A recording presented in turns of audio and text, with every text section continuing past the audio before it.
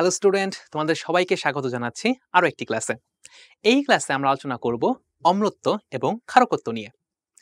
আচ্ছা, আসল কথাটা হচ্ছে, ধরো আমি যদি একটা অ্যাসিড নেই, এই অ্যাসিডের ধর্ম কিন্তু আসলে ক্ষারকত্ব। আচ্ছা, আবার আমি যদি একটা ক্ষার নেই বা ক্ষারক নেই, ক্ষার অথবা আমি যদি একটা ক্ষারক নেই, সেই ক্ষারকের কিন্তু থাকে অম্লত্ব। ঠিক আছে, অর্থাৎ ক্ষারকত্ব কিন্তু কোনো ক্ষারের বৈশিষ্ট্য না, ক্ষারকত্ব হচ্ছে একটা অ্যাসিডের বৈশিষ্ট্য। আবার অম্লত্ব কিন্তু কোনো অম্লের বৈশিষ্ট্য না, অম্লত্ব কিন্তু একটা ক্ষারকের বৈশিষ্ট্য। তাহলে এখন চলো আমরা এই সম্পর্কে ডিটেলস দেখি। আচ্ছা, অ্যাসিডের ক্ষারকত্ব মাথায় রাখবা, একটা অ্যাসিড, যে কোনো অ্যাসিড, একটা অ্যাসিড যত মোল সোডিয়াম হাইড্রক্সাইডকে প্রশমিত করবে সেটাই হচ্ছে সেই অ্যাসিডের ক্ষারকত্ব। অর্থাৎ কোনো একটা অ্যাসিড যদি 1 মোল সোডিয়াম হাইড্রক্সাইডকে প্রশমিত করে তাহলে তার ক্ষারকত্ব হবে হচ্ছে 1। কোনো অ্যাসিড যদি 2 মোল সোডিয়াম হাইড্রক্সাইডকে প্রশমিত করে তার ক্ষারকত্ব হবে 2। যেমন ধরো আমরা বিক্রিয়ার সাহায্যে দেখি, যেমন হাইড্রোক্লোরিক অ্যাসিড, আমরা দেখছি অ্যাসিডের ক্ষারকত্ব। তো এই যে হাইড্রোক্লোরিক অ্যাসিড সোডিয়াম হাইড্রক্সাইড বিক্রিয়া করলে কি করবে? সোডিয়াম ক্লোরাইড আর কি তৈরি করবে? পানি তৈরি করবে। তাহলে একটু জিনিস খেয়াল করো তো, এইখানে আমাদের হাইড্রোক্লোরিক অ্যাসিড কয় মোল সোডিয়াম হাইড্রোক্সাইডকে প্রশমিত করতেছে? 1 মোল সোডিয়ামকে প্রশমিত করতেছে। তাই এই হাইড্রোক্লোরিক অ্যাসিডের আমাদের ক্ষারকত্ব হবে হচ্ছে 1। তাহলে তার ক্ষারকত্ব কত হবে? 1। ঠিক আছে, হাইড্রোক্লোরিক অ্যাসিডের ক্ষারকত্ব হচ্ছে 1। আচ্ছা, আবার দেখো সালফিউরিক অ্যাসিড, সালফিউরিক অ্যাসিড যদি সোডিয়াম হাইড্রোক্সাইডের সাথে বিক্রিয়া করে তাহলে কি তৈরি করবে? তৈরি করবে হচ্ছে সোডিয়াম সালফেট আর তার সাথে হচ্ছে পানি। তাহলে এটা আমরা যদি সমতা করি, এখন সোডিয়াম কয়টা আছে? 2টা, দিলাম 2। আবার পানি আছে, পানিতে হাইড্রোজেন কয়টা আছে? 2 2 4, দিলাম হচ্ছে এখানে 2।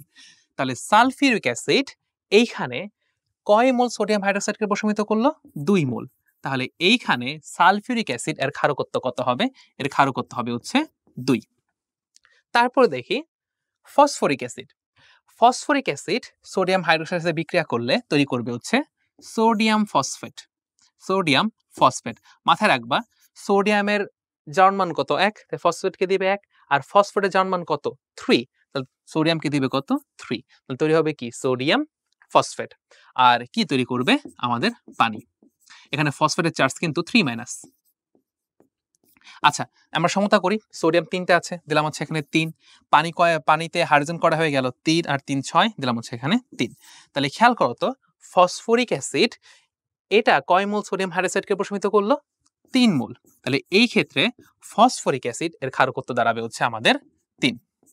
ঠিক আছে, তার মানে আমাদের হাইড্রোক্লোরিক অ্যাসিড এর ক্ষারকত্ব কত? 1।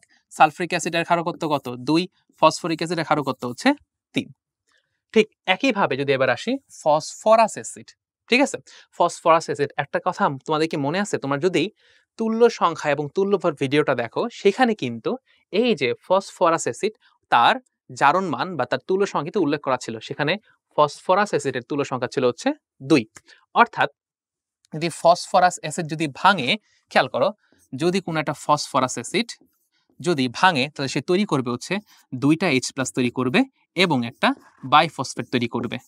ঠিক আছে, আচ্ছা খেয়াল করো, এবার আমরা দেখি যদি বিক্রিয়া করি আমরা তাহলে কি তৈরি করবে? খেয়াল করো, তাহলে আমাদের হবে হচ্ছে সোডিয়াম বাইফসফেট। ঠিক আছে, সোডিয়াম বাইফসফেট 2- এটা, তাহলে সোডিয়াম বাইফসফেট HPO3। খেয়াল করো, সোডিয়ামের জারণ মান 1, তাই একে দিল 1। আর বাইফসফেটের জারণ মান কত?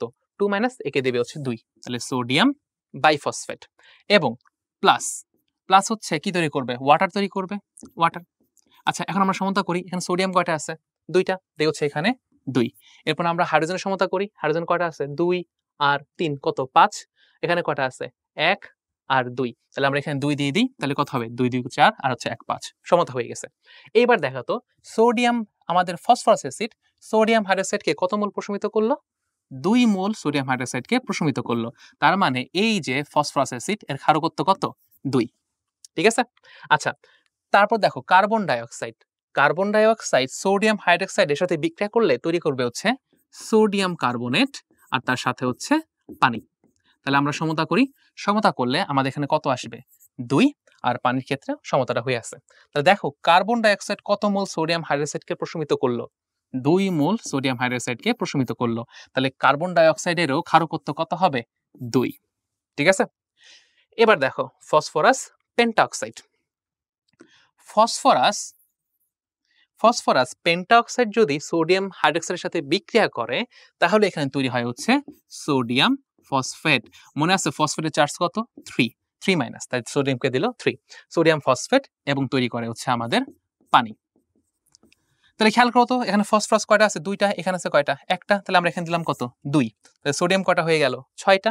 সমতা করতে এখানে দিলাম হচ্ছে আমরা 6। ঠিক আছে? তাহলে হাইড্রোজেন কয়টা হয়ে গেল? 6টা। তাই এখানে দিলাম হচ্ছে আমরা 3। তাহলে খেয়াল করো এই যে ফসফরাস পেন্টাঅক্সাইড কত মোল সোডিয়াম হাইড্রোক্সাইডকে প্রশমিত করলো? 6 মোল সোডিয়াম হাইড্রোক্সাইডকে প্রশমিত করলো। তাই এই যে ফসফরাস পেন্টাঅক্সাইড এর ক্ষারকত্ব হচ্ছে 6। ঠিক আছে? তার মানে আমরা একটু রিভাইজ করি।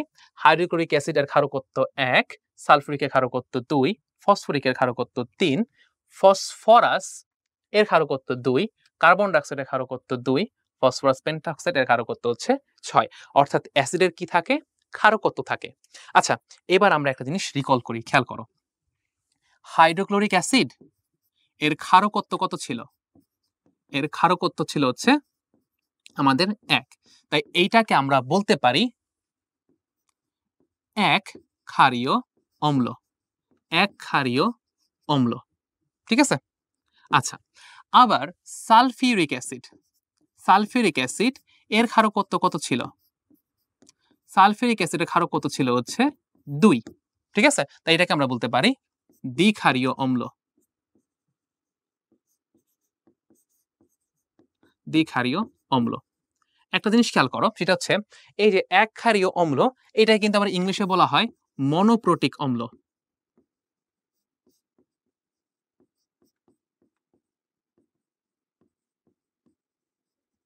আচ্ছা, এইবার তোমার চেনার একটা ওয়ে আমি বলে দিই। দেখো, যখন তোমাকে বলবে 1 ক্ষারীয় অম্ল, মাথায় রাখবা এই জিনিসটা আসলে কি? এই জিনিসটা হচ্ছে 1 ক্ষারীয় অম্ল বলতে বোঝায় এই জিনিসটা হচ্ছে একটা অ্যাসিড। 1 ক্ষারীয় মানে সে 1 মোল ক্ষারকে, মানে 1 মোল সোডিয়াম হাইড্রোক্সাইডকে প্রশমিত করতে পারে।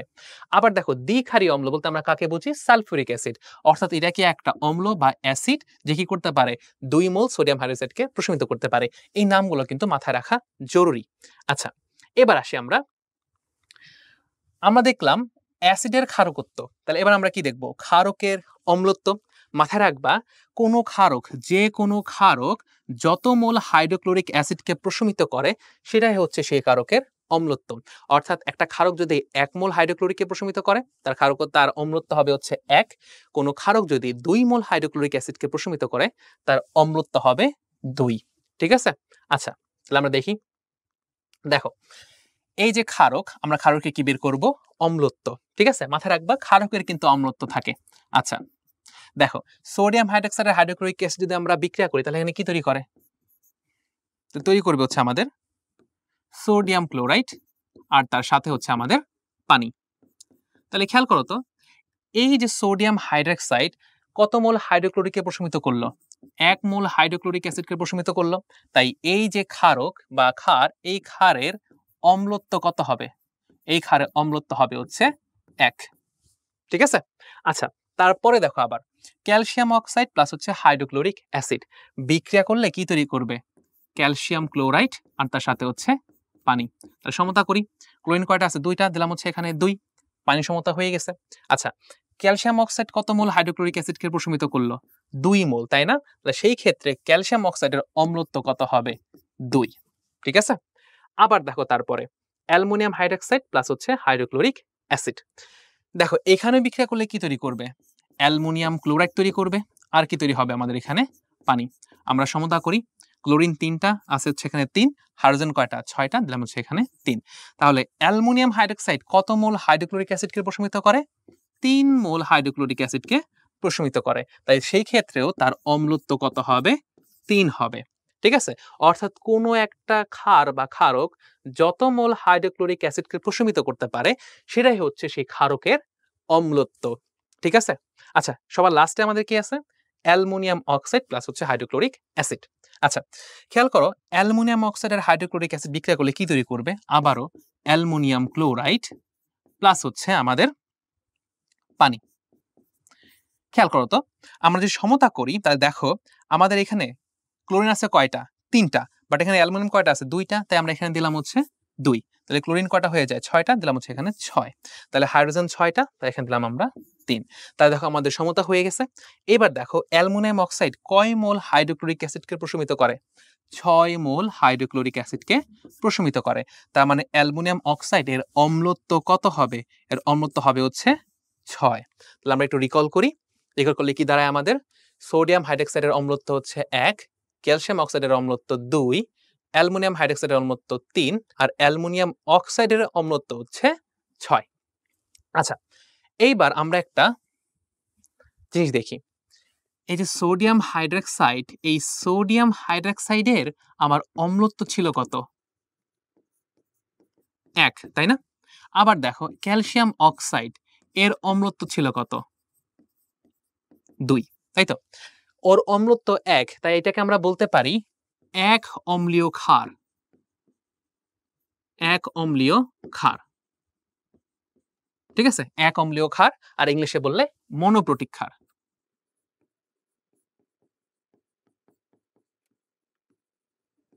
আচ্ছা, আবার দেখো এটা কি ক্যালসিয়াম অক্সাইড একটা ক্ষারক, তাই না? এর অম্লত্ব কত? 2, তাহলে এটাকে আমরা বলতে পারি দ্বি অম্লীয় ক্ষারক। দ্বি অম্লীয় ক্ষারক। ক্ষারক কেন? কারণ ক্যালসিয়াম অক্সাইড কিন্তু ক্ষার না, ও একটা ক্ষারক, তা দ্বি অম্লীয় ক্ষারক।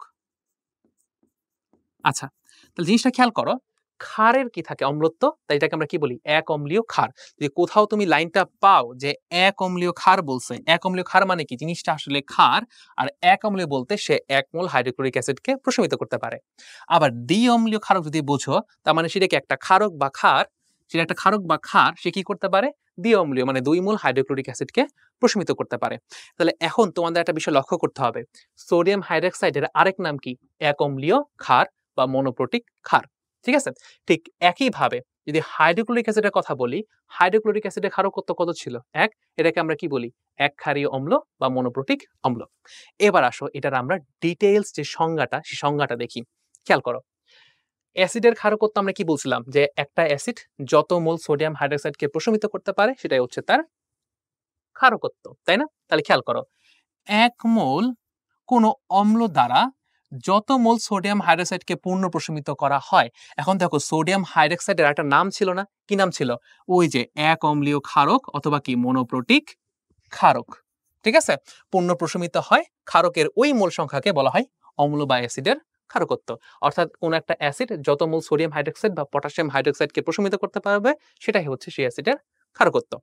আবার দেখো ক্ষারকের অম্লত্ব, কোনো একটা ক্ষারক যত মোল হাইড্রোক্লোরিক অ্যাসিডকে প্রশমিত করতে পারবে, এই হাইড্রোক্লোরিক অ্যাসিডের আরেকটা নাম কি ছিল মনে আছে? ওই যে এক ক্ষারকীয় অম্ল। হাইড্রোক্লোরিক অ্যাসিডের আরেকটা নাম কি? এক ক্ষারকীয় অম্ল অথবা কি মনোপ্রোটিক অ্যাসিড, ঠিক আছে?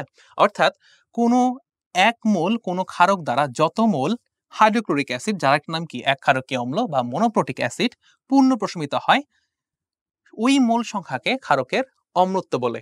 সোজা ভাষায় বলতে গেলে কোনো ক্ষারক যত মোল হাইড্রোক্লোরিক অ্যাসিডকে পূর্ণ প্রশমিত করতে পারে, ওই মোল সংখ্যাটাই হচ্ছে ক্ষারকের অম্লত্ব।